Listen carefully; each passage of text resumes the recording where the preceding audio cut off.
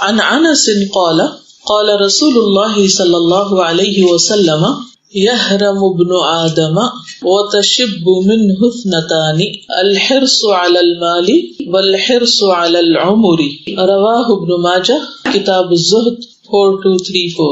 عن انس قال قال رسول اللہ صلی اللہ علیہ وسلم يهرم ابن آدم وتشب منه اثنتان الحرص على المال والحرص على العمر رواہ ابن ماجہ. عن انس رضی اللہ عنہ سے روایت ہے قال انہوں نے کہا قال رسول اللہ فرمایا رسول اللہ صلی اللہ علیہ وسلم نے یحرم بوڑھا ہو جاتا ہے ابن آدم آدم کا بیٹا وتشب اور جوان ہو جاتی ہیں منہ اس سے اثنتانی دو چیزیں الحرص حرص علی المال مال پر والحرص اور حرص علی العمر عمر پر زندگی. اسے ابن ماجہ نے روایت کیا ہے کتاب الزہد میں. سیدنا انس رضی اللہ عنہ سے روایت ہے کہ رسول اللہ صلی اللہ علیہ وسلم نے فرمایا آدمی بوڑھا ہو جاتا ہے اور دو چیزیں اس میں جوان ہوتی جاتی ہیں, ایک مال کی حرص اور دوسری عمر کی حرص. حرص کیا چیز ہے؟ حرص قناعت کی ضد ہے. قناعت کیا ہے؟ کہ انسان کو جو ملے اس پہ راضی ہو جائے. تو حرص کیا ہوئی؟ کہ انسان کے پاس جو کچھ ہے وہ اس پر راضی نہ ہو, خوش نہ ہو, مطمئن نہ ہو, مسلسل زیادہ سے زیادہ حاصل کرنے کی کوشش کرتا رہے یہاں تک کہ اس حال میں اس کا انتقال ہو جائے. اس بارے میں قرآن مجید میں ایک سورت بھی آتی ہے, کون سی؟ الہاکم التکاثر حتی زرتم المقابر کلا سوف تعلمون ثم کلا سوف تعلمون کلا لو تعلمون علم الیقین لترون الجحیم ثم لترونها عین الیقین ثم لتسألن یومئذ عن النعیم. الہاکم التکاثر, کثرت حاصل کرنے کی خواہش نے تمہیں غفلت میں ڈالے رکھا کہ انسان کے پاس وقت نہیں بچتا کہ وہ اپنی آخرت کے لیے سوچے, کسی بھی چیز پر راضی نہیں ہوتا, مزید سے مزید تر کی تلاش میں رہتا ہے. اب دیکھیے کہ جب بچہ پیدا ہوتا ہے تو پیدا ہوتے ہی وہ روتا ہے. یہ رونا اس کی زندگی کی علامت ہوتی ہے. پہلا کام, پہلی آواز کس کی ہے؟ رونے کی. اور یہ رونا پھر ساری زندگی جاری رہتا ہے. کس بات پہ روتا ہے انسان؟ سب سے پہلے کس چیز پہ روتا ہے؟ کہ بھوک لگی. کیونکہ وہ جو پیدائش کا مرحلہ ہوتا ہے نا, اس میں اتنا وقت لگ جاتا ہے کہ بچہ بھی اور ماں بھی دونوں ایک اسٹرگل میں ہوتے ہیں اور واقعی تھک چکے ہوتے ہیں, ان کی انرجیز ڈرین ہو چکی ہوتی. تو دنیا میں آتے ہی اس کو کھانا چاہیے ہوتا ہے, پھر اس کی تحریک کی جاتی ہے, پھر ماں اس کو سینے سے لگاتی ہے, اس کو دودھ ملنے لگتا ہے. تو کھانا پینا کیا ہے؟ اس کی ایک نیسیسٹی, نیڈ, ضرورت ہے نا. اس کے لیے رونا کوئی بری بات نہیں. بھوک لگی, اور آپ دیکھیں گے کافی عرصے تک بچے جب بھوکے ہوتے ہیں تو بھوک کس طرح بتاتے ہیں؟ رو کر بتاتے, روتے ہیں. کچھ عرصے تک انسان کی سب سے بڑی ضرورت کھانا پینا ہی ہوتا ہے. اس کے علاوہ کیا ضروریات اس کو محبت چاہیے ہوتی. آپ بچے کو کھلائیں پلائیں, اگر وہ جاگ رہا ہے تو تھوڑی دیر الگ لٹا کے آ جائے, پھر دیکھیں کیا کرتا ہے. کچھ نہیں پتا اس کو کسی کا, لیکن وہ تھوڑی دیر ادھر ادھر دیکھے گا, کوئی نظر نہیں آیا, توجہ نہیں ملی, اٹینشن نہیں ملی, محبت نہیں ملی, تو کیا کرے گا؟ رونا شروع کر دے گا. پھر یہی حال انسان کا جوان ہو کے ہوتا ہے کہ اس کو توجہ چاہیے ہوتی ہے. ہر ایج کے بچے کو, بچے کیا, جوان کیا, بوڑھے کیا, ہے کوئی عمر کا دور جس میں انسان کہے کہ آئی ڈونٹ کیئر, کہ کوئی میری کیئر کرتا ہے یا نہیں؟ ایسا نہیں. وہ کہے جو بھی, لیکن اس کو محبت چاہیے, اس کو کیئر چاہیے, اس کو توجہ چاہیے. یہ بھی اس کی ضرورت کہہ لیجیے. پھر اس کے بعد بچہ تھوڑا سا بڑا ہوتا ہے تو پھر وہ دیکھنے, سننے اور تھوڑا بولنے کی اس کی صلاحیت جب پیدا ہو جاتی تو پھر وہ سوچنے لگتا ہے, غور کرنے لگتا ہے, پھر مختلف چیزوں کو دیکھتا ہے تو پھر سوال کرنے لگتا ہے. سوال کس بات کی علامت ہے؟ کہ وہ جاننا چاہتا ہے, نالج, علم چاہتا ہے. اصل میں ہم نے علم کو ایک بس سسٹم میں ڈال دیا ہے کہ یہ علم ہے اور اس سے باہر کوئی علم نہیں. کیسے؟ کہ جیسے ہر بچے کو 3 سال کی عمر میں تقریباً ہم یا اس سے بھی پہلے کہیں شروع کر دیتے ہیں کہ اس کو کسی نرسری, کسی اسکول, کسی کنڈر گارٹن, کسی مونٹیسری کہیں نہ کہیں پھینک دیا جائے, سر سے اتارا جائے, کیونکہ ابھی بہت سوال کرنے لگا ہے. یہ کیا ہے, وہ کیا ہے, وہ کیا ہے, وہ کیا ہے, وہ کیا ہے, یہ کیا ہے, یہ کیا ہے, یہ دراصل کیا ہے, کس چیز کی علامت ہے؟ ایکسپلور کرنے کی, جاننے کی, معلوم کرنے کی, علم حاصل کرنے کی ایک طلب ہے اس کے اندر. یہ بھی ایک حرص ہوتی ہے, یہ اس کی ضرورت ہے. اور پھر انسان اس سے اوپر اٹھتا ہے. کھانا بھی مل گیا, محبت مل گئی, پروٹیکشن مل گئی, گھر مل گیا, ماں باپ مل گئے, پھر اس کے بعد استاد مل گئے, پڑھنے لکھنے کے لیے اسکول مل گیا, کتابیں مل گئی. ان سب چیزوں کو ہم نے ضرورت بنا دی. پھر کچھ عرصے تک انسان پڑھتا رہتا ہے, پھر جوانی کی حد میں داخل ہو جاتا ہے. پھر اب اس کو کیا چاہیے؟ اب شادی چاہیے, بیوی چاہیے, شادی کی ضرورت ہے. اس کے کچھ اور جذبات جوان ہو گئے, اب ان کی سیٹسفیکشن چاہیے, اب وہ شادی کرتا ہے. ضرورت تھی, شادی کر لی اس نے, ٹھیک ہے. اب اس کے بعد جب تھوڑے دن گزرتے ہیں تو پھر کیا چاہیے؟ کوئی بچے چاہیے, ٹھیک ہے. اچھا بیٹی ہو گئی, اب کیا چاہیے؟ بیٹا چاہیے. اچھا بیٹا بھی ہو گیا, اب ان کا ایک ایک بہن بھائی چاہیے, یہ اکیلے نہ ہو. ٹھیک ہے بھائی, ہو گئے, سب ہو گئے. اب ذرا سے بڑے ہو گئے, اب کیا چاہیے؟ اب ان کی تعلیم, پھر شادی, پھر خود بوڑھے ہو گئے, اب بچے سارے اڑ گئے. اب کیا چاہیے؟ خود اپنے لیے کوئی سہارا چاہیے, کوئی کمپنی چاہیے, کوئی کام چاہیے, کوئی نگہداشت چاہیے, کیئر چاہیے. بیمار ہے تو علاج چاہیے. حضرت ابراہیم علیہ السلام نے جو کہا تھا رب کے بارے میں, یہ ہے سورۃ الشعراء 77 سے لے لیجیے. الا رب العالمین, کون ہے رب العالمین؟ الذی خلقنی فہو یہدین, جس نے مجھے پیدا کیا مجھے ہدایت دیتا ہے. ہدایت کو ہم کسی بھی اسٹیج پہ اپنی ضرورت نہیں سمجھتے. ہدایت دو طرح کی ہوتی ہے نا, ایک دنیاوی معاملے میں اور ایک دینی معاملے میں. دنیاوی معاملات میں اللہ تعالیٰ نے انسان کو, حیوانات کو پیدا کیا اور ان کو الذی خلق کل شیء ثم ہدی, ہر چیز کو پروگرام کیا کہ اس نے کرنا کیا ہے, تو ہمیں بھی وہ راہ دکھاتا جاتا ہے. والذی هو یطعمنی ویسقینی, پہلی ضرورت انسان کی کیا ہے؟ ہدایت. لیکن ہماری لسٹ میں وہ کہاں ہے؟ بڑھاپے میں.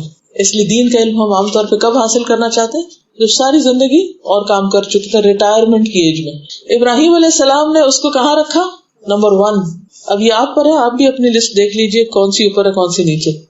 تو کہتے ہیں کہ میرا رب وہ ہے الذی خلقنی فہو یہدینی والذی هو یطعمنی ویسقینی واذا مرضت فہو یشفینی والذی یمیتنی ثم یحیینی والذی اطمع ان یغفر لی خطیئتی یوم الدین رب هب لی حکما والحقنی بالصالحین واجعل لی لسان صدق فی الآخرین واجعلنی من ورثة جنة النعیم واغفر لأبی انه کان من الضالین ولا تخزنی یوم یبعثون یوم لا ينفع مال ولا بنون الا من اتى اللہ بقلب سلیم.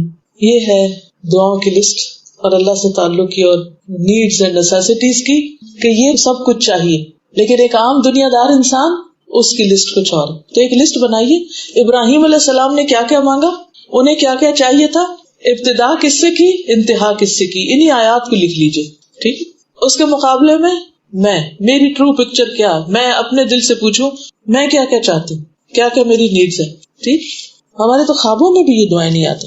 ابراہیم علیہ السلام کو اللہ نے اپنا دوست کیوں بنایا؟ انتہا درجے کے صاحب وزڈم تھے, صاحب حکمت. پہلے پارے میں آپ دیکھیے کہ انہوں نے جب دعائیں مانگی, جب خانہ کعبہ تعمیر ہوا تو اپنے لیے کیا مانگا, بیٹے کے لیے کیا مانگا, ربنا وجعلنا مسلمین لک ومن ذریتنا امۃ مسلمۃ لک وارنا مناسکنا وتب علینا انک انت التواب الرحیم ربنا وابعث فیہم رسولا منہم یتلو علیہم آیاتک ویزکیہم ویعلمہم الکتاب والحکمہ. یہ ابراہیم علیہ السلام کی دعا ہے.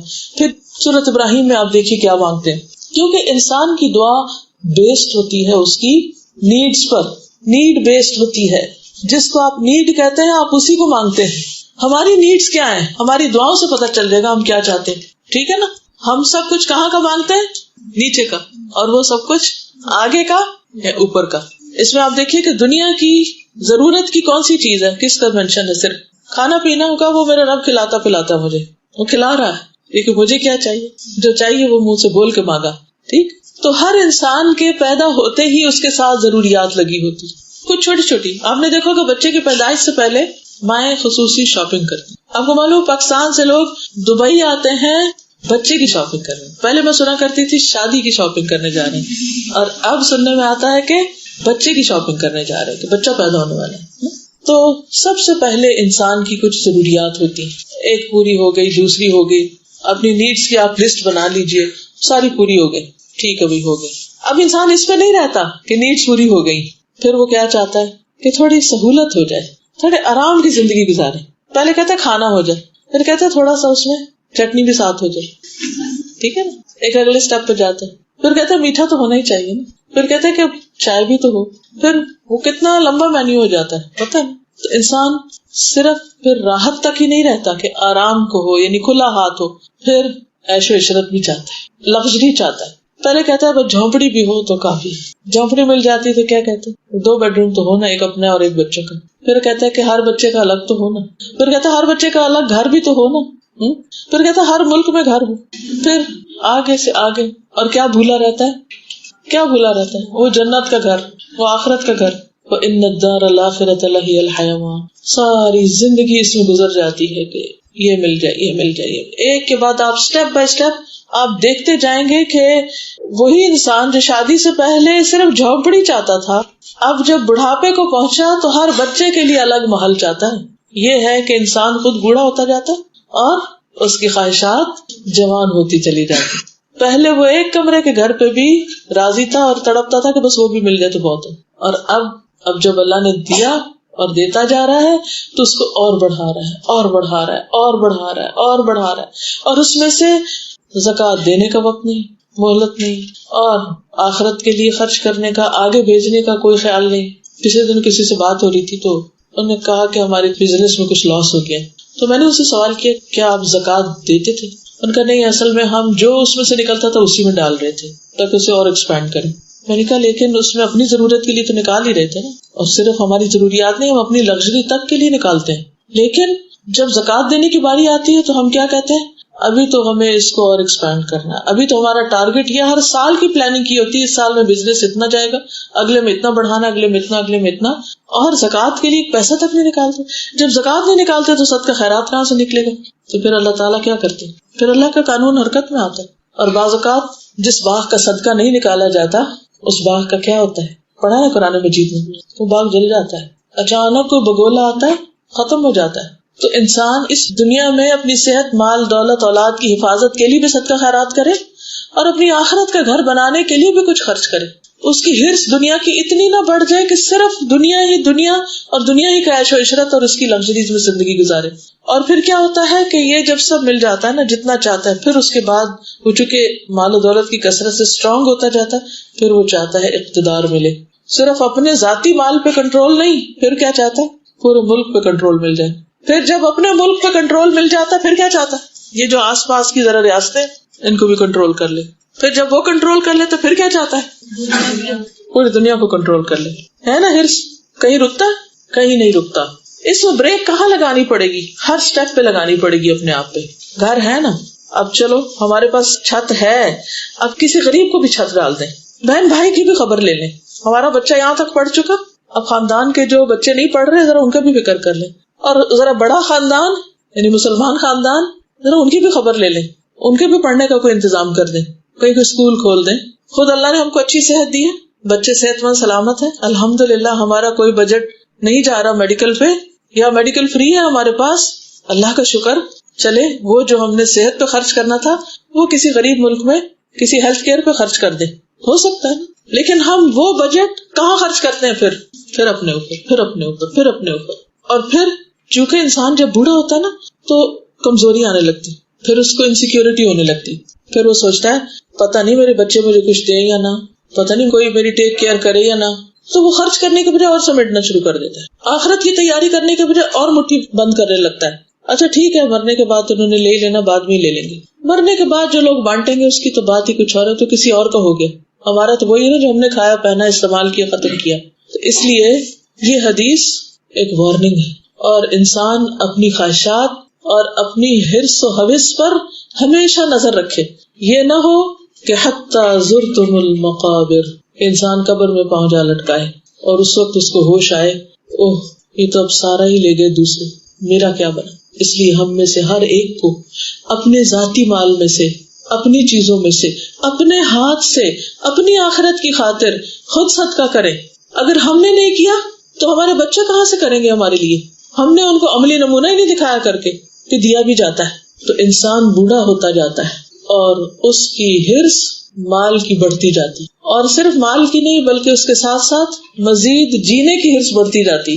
چاہے وہ سٹک پکڑ کے چلے، چاہے وہ کسی بھی حال میں، وہ کیا چاہے گا کہ ابھی یود احدہم لو یعمر 1000 سنہ، ان میں سے ایک کیا چاہتا ہے 1000 سال جیے. وما هو بمزحزحه من العذاب ان يعمر. زیادہ عمر ملنے سے عذاب میں کمی نہ ہوگی جب تک انسان کی عمر اچھے کاموں میں نہ گزرے. یعنی کہ لمبی عمر قابل مذمت ہے، لمبی عمر بہت اچھی ہے اگر انسان اس میں اچھے کام کرے، جس کی وضاحت اگلی حدیث میں ہوگی. یہاں جس چیز کو کنڈیم کیا جا رہا ہے وہ کیا ہے کہ انسان مال اور زندگی کی حرص میں آخرت بھول جائے، دوسروں کے حقوق بھول جائے، دوسروں کی ضروریات بھول جائے اور صرف اپنی عیش و عشرت کی فکر کرے. یہ غلط ہے، کیونکہ مال کی حرص بعض اوقات جب خدا خوفی نہیں ہوتی تو دین میں فساد کا باعث بنتی، دین کی خرابی کا ذریعہ بن جاتی.